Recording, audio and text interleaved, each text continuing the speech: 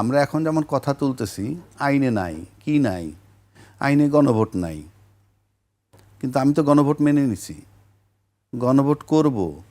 গণভোট করার জন্য সরকার একটা অধ্যাদেশও জারি করছে।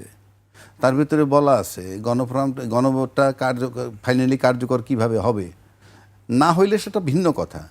গণভোট মেনে নিলাম, নির্বাচনের সময় বললাম যে হাতে ভোট দাও, আমরা তো মেনে নিলাম। তো মেনে নেওয়ার পর যদি আমরা এখন দুইটা ওত নেওয়ার কথা, একটা নিলাম সংবিধান সংস্কার হিসেবে, আরেকটা হচ্ছে সংবিধান সংস্কার পরিষদের সদস্য হিসাবে, আপনি তখন নিচ্ছেন না। আপনি যদি না নেন কি করার আছে? মানলেন না যখন আপনি যে সংবিধানে নাকি বলছে দুইটা শপথ নাই, একটা শপথ আছে সংসদ সদস্য হিসাবে নিবেন।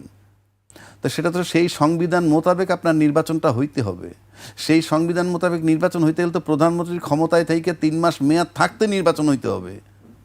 সেই সংবিধান থাকলে তো আপনাকে সংসদ ভেঙে যাওয়ার পর 90 দিনের মধ্যে, কোনো কারণ না হলে আরও 90 দিন, 180 দিনের মধ্যে নির্বাচন হইতে হবে। সেখানে আপনি ফেব্রুয়ারি 2026 আমরা নির্বাচন করলাম কি হিসাবে? আমরা মেনে নিছি বলে। আমরা মেনে নিছি, এটাই হলো আইন। এখন আপনি যদি বলেন লিখিত নাই, সেটা তো ভিন্ন কথা। সংবিধান মোতাবেক নির্বাচন হলে তো অন্তর্বর্তীকালীন সরকার কি সংবিধানে আছে?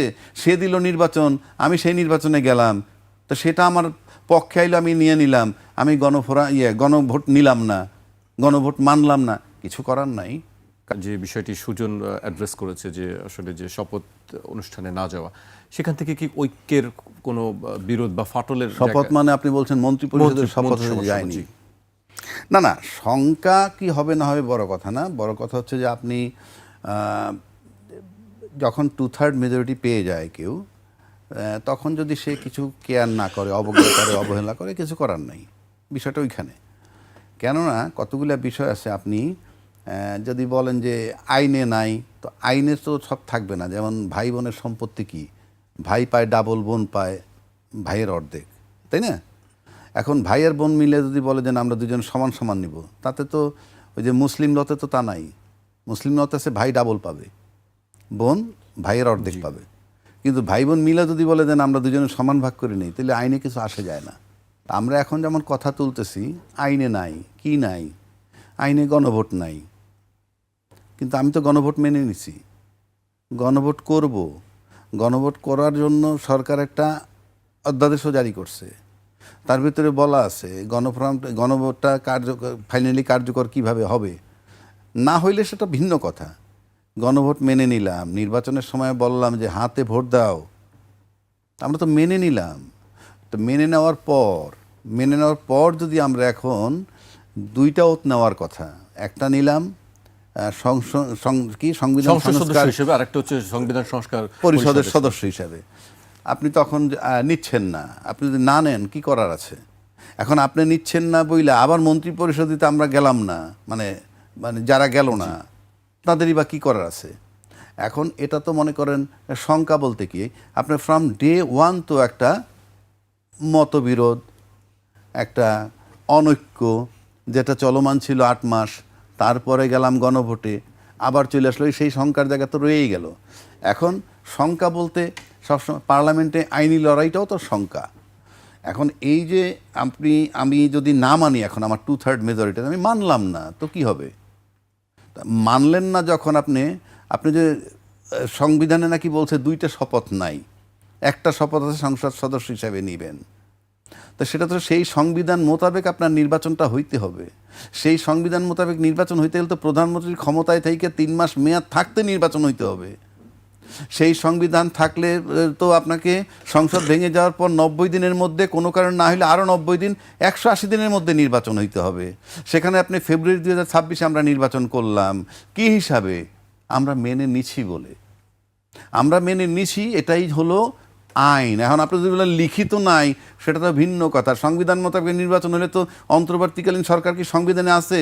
সে দিল নির্বাচন, আমি সেই নির্বাচনে গেলাম, তো সেটা আমার পক্ষে আইলো, আমি নিয়ে নিলাম। আমি গণভোট নিলাম না, গণভোট মানলাম না, কিছু করার নাই। কারণ বাংলাদেশে তো নতুন না আমাদের। যদি বিষয়টা এমন হতো এটা নতুন না, এটা ওই 53 বছরের ইতিহাস এরকম। গণভোট মানার না মানার কথা তো কেউ বলছে না। গণভোট তো মানছি না তো, গণভোট তো আমি মানছি না। গণভোট মানলে তো গণভোটের আলোকে সংবিধান সংস্কার করবেন, সেজন্য সংস্কার পরিষদের সদস্য হিসেবে আপনি ওত নেবেন। আপনি ওত না নিলে মানলেন? ওত না নিলে তো মানলেন না, আপনি তো বসতে হবে এটি নিয়ে। আপনি ওত না নিলে তো এটি নিয়ে বসবেন না। এইবার আসেন যে এই মানে আমি এই যে গণভোটের কথা যেটা আমরা বলছি, এইটা যদি আপনি এখন কার্যকর না করেন তাহলে কি হবে? কিচ্ছু হবে না। কিন্তু আপনি যদি এটা কার্যকর না করেন, আপনি তো ইউনূস সরকার যে নির্বাচনটা দিছে সেই নির্বাচন মোতাবেক তো ওই সংবিধানটা আপনি কিভাবে আপনি ঢুকতে পারবেন? আমরা আসলাম, বসলাম, 2/3 মেজরিটি আপনি করতে পারবেন, কোনো অসুবিধা নাই। কিন্তু আপনি তো নির্বাচন তো আপনাকে ওই সংবিধান মোতাবেক কেউ দেয় নাই।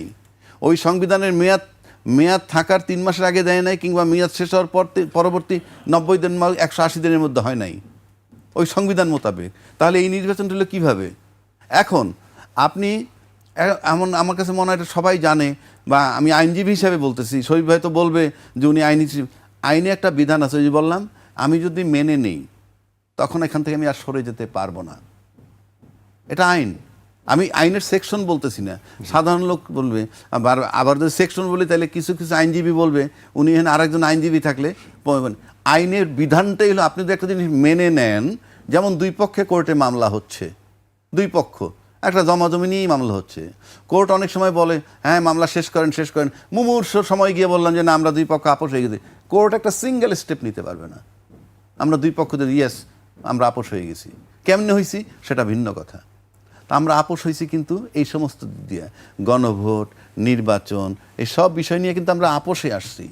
এখন এসে যদি আপনি এখান থেকে সরে যান সেটা তো ভিন্ন কথা। আপনি সরতেই পারেন, সরতে পারলে তো আমরা নতুন কিছু পেলাম না। সেখানে কি আসলে আপোষের জায়গা কি দেখছেন না যে আপোষ হতে পারে? আমরা তো এখনো হতাশ হচ্ছি না। শঙ্কার জায়গা বলছেন বলে বলছি, আমরা বলিনি এটা, ওই যে সুজন বলছে ফ্রম ডে ওয়ানই তো আমরা দেখা যাচ্ছে যে আমরা এত কিছুর পরেও একটা জায়গায় আসতে পারলাম না।